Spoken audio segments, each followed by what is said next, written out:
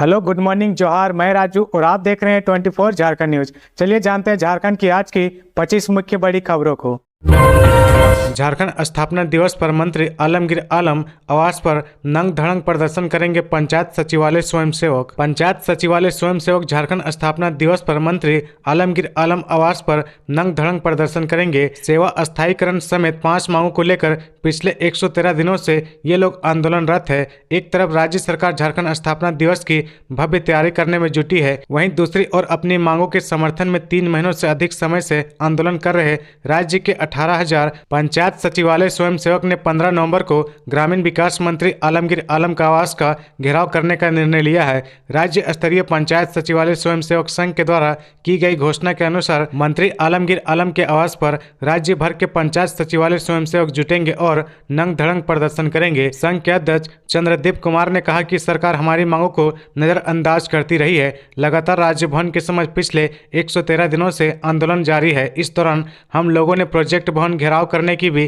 कोशिश की, लेकिन सरकार ने आश्वासन देने के सिवा कुछ भी काम नहीं किया है। लगातार हम लोग मुख्यमंत्री से वार्ता करने की मांग कर रहे हैं, लेकिन इसे अनसुना किया जा रहा, जिसे ध्यान में रखते हुए संघ ने निर्णय लिया है कि 15 नवंबर को राज्य स्थापना दिवस के मौके पर सभी पंचायत सचिवालय स्वयंसेवक मंत्री आलमगीर आलम के आवास पर नंग धड़ंग प्रदर्शन कर अपनी मांगों को रखेंगे।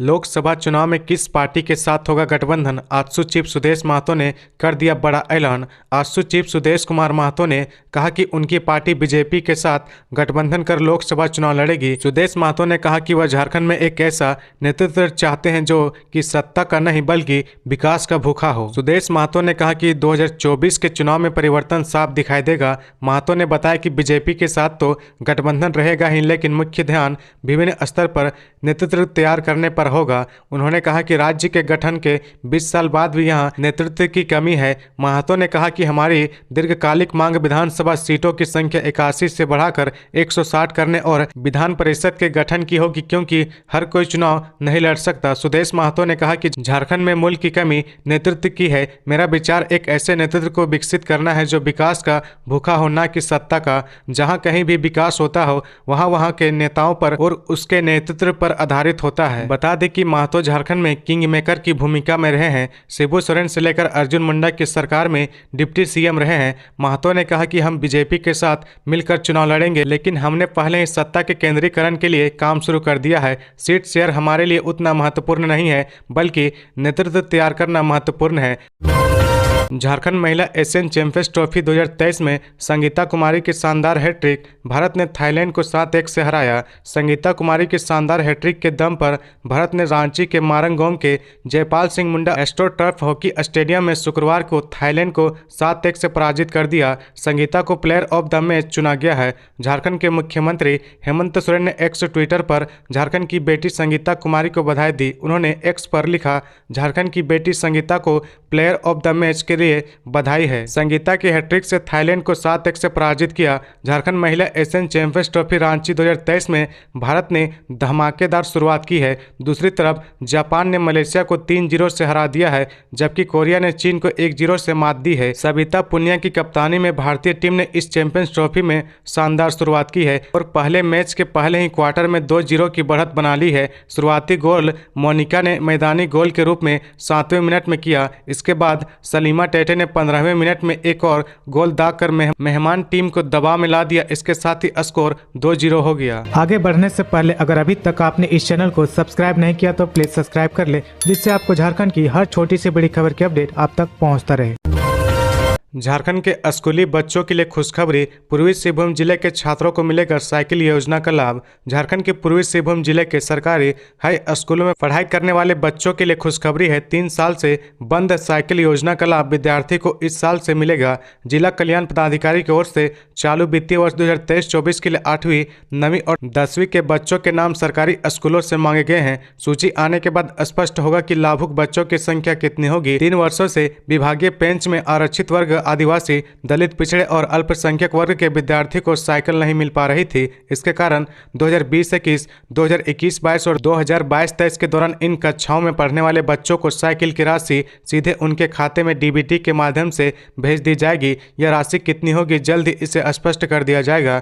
लाभुक में छात्र छात्राएं दोनों शामिल हैं। इस योजना के तहत पूर्व में लाभुक विद्यार्थियों की संख्या करीब 12,000 रहती थी। हालांकि हर साल इस संख्या में परिवर्तन होता है, इस नाते इस साल संख्या कितनी होगी यह जल्द स्पष्ट हो जाएगा। पूर्व में हर साल स्कूल सूची भेजते रहे हैं, हालांकि देर हो जाने के कारण एक बार फिर से सूची को दुरुस्त करना होगा, क्योंकि बहुत से बच्चे पास होकर बाहर निकल चुके हैं। झारखंड पुलिस की एडीजी ट्रेनिंग के खिलाफ विभागीय कार्रवाई शुरू, आय से अधिक संपत्ति अर्जित करने का आरोप। झारखंड सरकार ने एडीजी ट्रेनिंग प्रिया दुबे के खिलाफ विभागीय कार्रवाई शुरू करने का आदेश दिया है। सीबीआई ने झारखंड पुलिस की एडीजी ट्रेनिंग प्रिया दुबे और उसके पति संतोष दुबे के खिलाफ आय से अधिक संपत्ति अर्जित करने का मामला दर्ज किया था। झारखंड पुलिस की एडीजी ट्रेनिंग प्रिया दुबे के खिलाफ राज्य सरकार ने विभागीय कार्रवाई का आदेश जारी किया है। प्रिया दुबे के पति आरपीएफ के तत्कालीन कमांडेंट संतोष दुबे के खिलाफ आय से अधिक संपत्ति अर्जित करने का मामला सीबीआई ने दर्ज किया था। इस मामले की जांच के बाद ही प्रिया दुबे के खिलाफ विभागीय कार्रवाई के लिए सीबीआई ने राज्य सरकार को पत्र लिखा था, लेकिन तब राज्य सरकार ने विभागीय कार्रवाई शुरू नहीं की थी। अब यह जानकारी मिल रही है कि बीते दिनों केंद्रीय गृह मंत्रालय ने राज्य सरकार को इस संबंध में पत्र लिखा था, जिसके बाद प्रिया दुबे के खिलाफ विभागीय कार्रवाई शुरू की जानी है। हालांकि विभागीय कार्रवाई का संचालन कौन करेगा यह अभी तय नहीं है। प्रिया दुबे 1997 बैच की आईपीएस अधिकारी है। वर्तमान में वह एडीजी प्रशिक्षण के पद पर है। एडीजी रैंक के अधिकारी के मामले में डीजी रैंक के अफसर को विभागीय संचालन पदाधिकारी बनाया जाता है। सीबीआई पटना ने साल 2013 में प्रिया दुबे के पति संतोष कुमार दुबे के खिलाफ आय से अधिक संपत्ति अर्जित करने की प्राथमिकी दर्ज की थी। तब प्रिया दुबे के दुमका डीआईजी स्थित सरकारी आवास पर सीबीआई ने छापेमारी भी की थी। जांच के क्रम में सीबीआई ने पाया कि सेवा में आने के बाद साल 1998 से 2013 तक दोनों अधिकारियों के पास अपनी ज्ञात आय के स्रोत के कुल 1.57 करोड़ अधिक की आय है। इस मामले में सीबीआई ने संतोष दुबे के खिलाफ चार्जशीट दायर किया था। वहीं प्रिया दुबे के खिलाफ राज्य सरकार को विभागीय कार्रवाई का आदेश दिया था।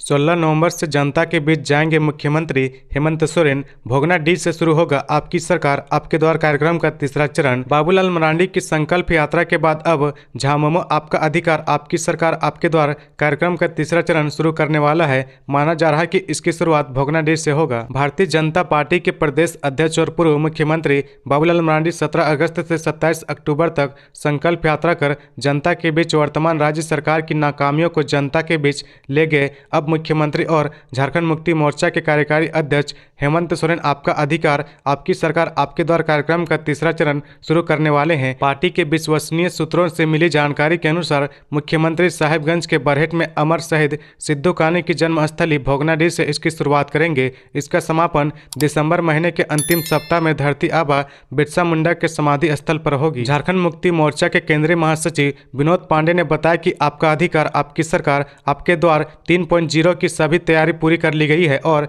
विधिवत इसकी जानकारी मीडिया के माध्यम से जनता को दी जाएगी। विनोद पांडे ने कहा कि इस कार्यक्रम के दौरान जिस जिस जिले में मुख्यमंत्री का कार्यक्रम होगा वहां की जिला और प्रखंड इकाई पूरी तरह सहयोग करेगी।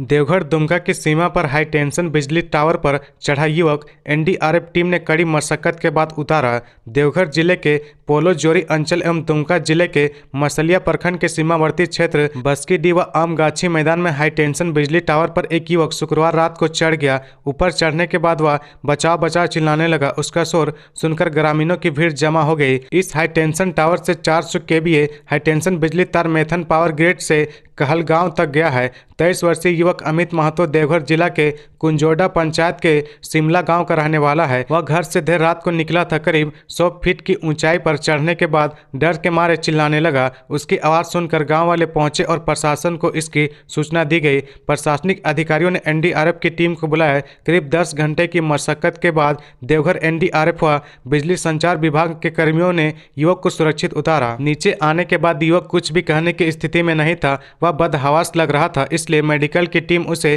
प्राथमिक स्वास्थ्य केंद्र ले गई। दूसरी तरफ उसको सुरक्षित उतारे जाने के बाद प्रशासन के अधिकारी, ग्रामीण और उसके परिवार के लोगों ने राहत की सांस ली है। सरकारी स्कूल का शिक्षक नाबालिग छात्रा को भेज रहा था अश्लील मैसेज, अन्य छात्रों ने खोला मामला तो जमकर हुई पिटाई। पाकुड़ के मॉडल उच्च विद्यालय कसीला में पदस्थापित शिक्षक राजू नंदन शाह को पुलिस ने 14 वर्षीय किशोरी के साथ छेड़खानी के आरोप में उसे कोर्ट के पास से हिरासत में ले लिया है। पुलिस आरोपित शिक्षक को जेल भेजने की तैयारी कर रही थी। पीड़िता के पिता ने शिक्षक के विरुद्ध प्राथमिकी दर्ज कराई है। शिक्षक लिट्टीपाड़ा थाना क्षेत्र के करियो डी का रहने वाला है। वर्तमान में छोटी अलीगंज में रह रहा था। पीड़िता के पिता ने बताया कि आरोपित शिक्षक उनकी बेटी के मोबाइल में व्हाट्सएप पर आपत्तिजनक संदेश पोस्ट करता था, फोन पर आपत्तिजनक बातें करता था। यह प्रक्रिया करीब 2 महीनों से चल रहा था। स्कूल के अन्य बच्चे सब कुछ जानते थे, लेकिन मामले को काफी दिनों तक दबाकर रखा। इस मामले को लेकर स्कूली छात्रों ने एक दिन पहले आपस में बैठकर किशोरी के पिता को सब कुछ बताने का निर्णय लिया। तब जाकर इसकी जानकारी पीड़िता के पिता को हुई। मोबाइल देखने पर शिक्षक का कारनामा सामने आ गया। इसके बाद शुक्रवार को पीड़िता के पिता व अन्य ग्रामीणों ने कोर्ट के पास शिक्षक को पकड़ा और जमकर पिटाई कर दी। इससे शिक्षक जख्मी हो गया।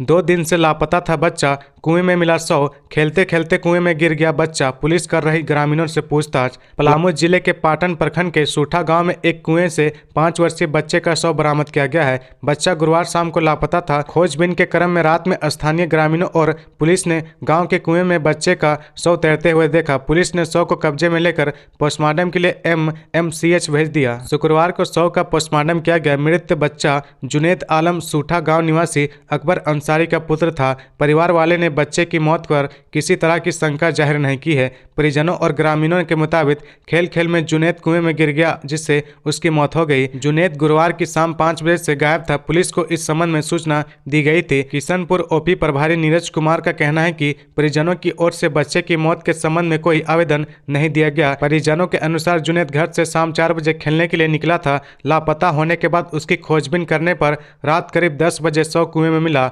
मौके पर पहुंची पुलिस टीम ने ग्रामीणों के सहयोग से बच्चे को बाहर निकाला। बच्चे की सांस थम चुकी थी। पुलिस ने परिवार और ग्रामीणों से पूछताछ की है। तो ये थी आज की झारखंड की टॉप बड़ी खबरें। इसी तरह झारखंड की हर छोटी सी बड़ी खबर देखने के लिए आप हमारे चैनल 24 झारखंड न्यूज को सब्सक्राइब करके बेल आइकन प्रेस कर ले, जिससे आपको झारखंड की हर छोटी सी बड़ी खबर की अपडेट आप तक पहुंचता रहे। तो आज के लिए बस इतना ही। हमें दीजिए इजाजत, फिर मिलते हैं नेक्स्ट न्यूज में।